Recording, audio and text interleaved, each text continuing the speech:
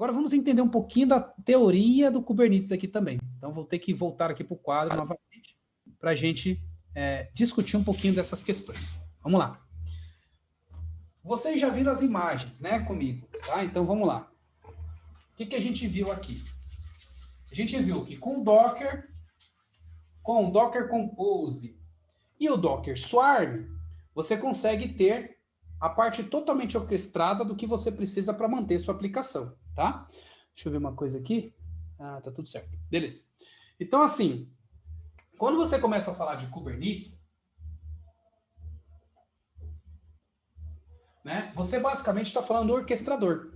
Então, esse aqui, gente, faz a referência com Docker Compose lá, com aquelas mãos lá segurando o container, tá? Só que para você colocar em produção, você precisa de um negócio chamado cluster. Cluster.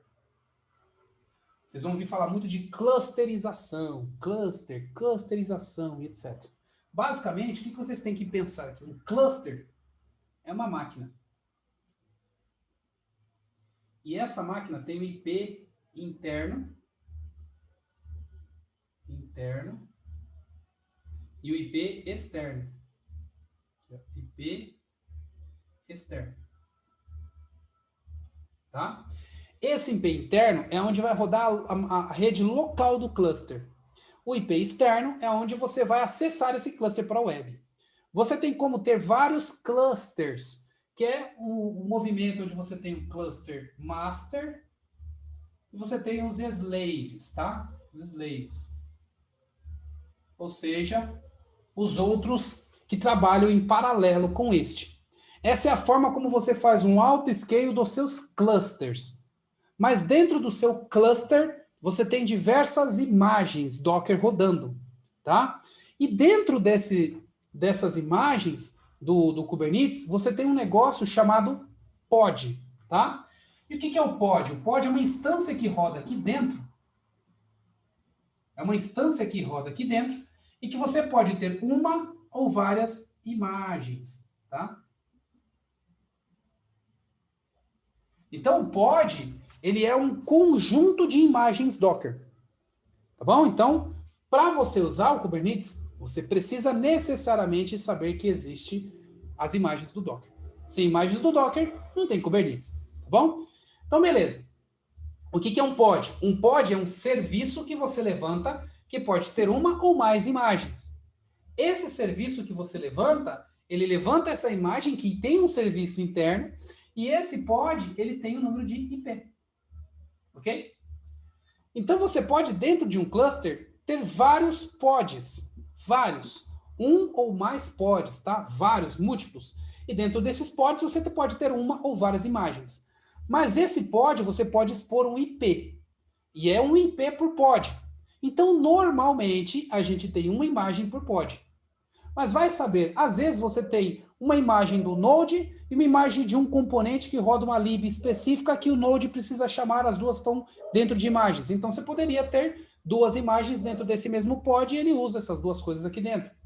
Tá? Mas IP de saída, normalmente você tem um IP por pod. Tá bom? Então você tem o cluster, que é a máquina, ensino geral. Você tem um pod, que é uma maquinazinha pequenininha com IP interno dentro do cluster, tá? Você tem a escalabilidade do cluster, que são várias outras máquinas que você coloca dentro dela trabalhando como masters e slaves, tá bom? E o autoscale é feito por aqui. Essa instância aqui a gente não tem acesso quando a gente mexe lá na AWS, como a gente mexe lá na Azure, tá? A gente recebe um cluster. Agora, o que a AWS e a Azure faz com essas máquinas é com eles. Você vai montar local, aí você vai ter que configurar essa rede de cluster. Mas normalmente você pega na nuvem. Então você usa um serviço lá da AKS, por exemplo, da Azure, e você já ganha esse cluster, e com esse cluster você trabalha fazendo o que você precisa, tá bom? Então com esse cluster você consegue configurar vários pods. Dentro desse pod, você tem uma outra coisa, dentro desses clusters também, né, do cluster no geral, você tem um outro serviço chamado Node Port. Esse Node Port, ele é um outro serviço que faz com que você possa criar uma rede local, tá? E essa rede local, você consegue compartilhar esse número de IP com outras pessoas, porque esse node port aqui, ele faz com que esse pod tenha um número de IP que não é efêmero. E o que é um IP efêmero? Quando você tem um pod e ele se destrói, quando ele recria outro, esse IP muda, ele altera.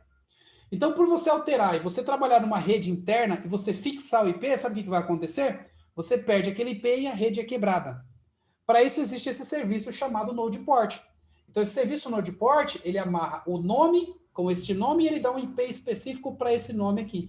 E se esse pod morrer, você tem uma outra chave que é ligada aqui e esse IP fica fixo. Então, é como se ele fosse um tipo de IP fixo na rede interna desse cluster, tá bom? Então, você tem o cluster e você tem o pod e os serviços que tem dentro dele. Então, isso aqui, ó, é inteiro dentro do cluster, tá? Tudo isso aqui, inteiro dentro do cluster. E aí você tem o serviço aqui que você deixa o IP fixo para esse pod. E aí você poderia ter um outro pod aqui, e esse outro pod, para que eles possam se conversar, se esse pod aqui precisa ter acesso a esse pod, o que ele faz? Ele acessa esse número de IP que está no node port, esse IP chama, é uma ligação direta para esse pod, que você consegue acessar essa máquina. Se esse pod aqui morrer e recriar e trocar esse IP, a tag que está ligada entre esses dois faz com que esse IP continue o mesmo. E aí eu posso ainda continuar usando esse serviço. Esse pod, gente, ele morre. Por ele ser efêmero, o tempo inteiro o Kubernetes vai matar ele. Se ele começar a dar muito problema, se a memória dele estiver estourando, se estiver dando erro interno dentro desse pod aqui, o Kubernetes vai, ó, capa fora. Eu vou capar ele e vou criar outro. Então é isso que o Kubernetes faz. Cara, esse pod aqui começou a dar muito erro, tá? Com muito problema, mata ele e cria outro. Então ele faz isso o tempo inteiro. Mata e cria outro, mata e cria outro, mata e cria outro. E assim ele vai fazendo essa orquestração deste cara que estava ruim. Quando ele cria outro, ele baixa a imagem lá de novo, configura e põe no ar sozinho. Sozinho. Ou seja, acabou aquele negócio do servidor sair fora do ar e você ter que acordar de madrugada. Você não precisa mais disso. O Kubernetes vai fazer isso para você. Se aquele servidor começou a dar problema, ele detecta e fala, opa, vou criar outro. Apaga esse daí e cria outro. E ele sozinho põe na rede. E você consegue trabalhar assim. Existe uma outra coisa chamada deployment. Deployment. Que é o quê? É uma forma de você fazer uma espécie de Docker Compose. Você coloca todos os seus pods dentro de um único arquivo. E quando você roda um deployment, ele faz o quê? Ele provisiona todos os arquivos para você do Kubernetes. Então essa é outra coisa bacana.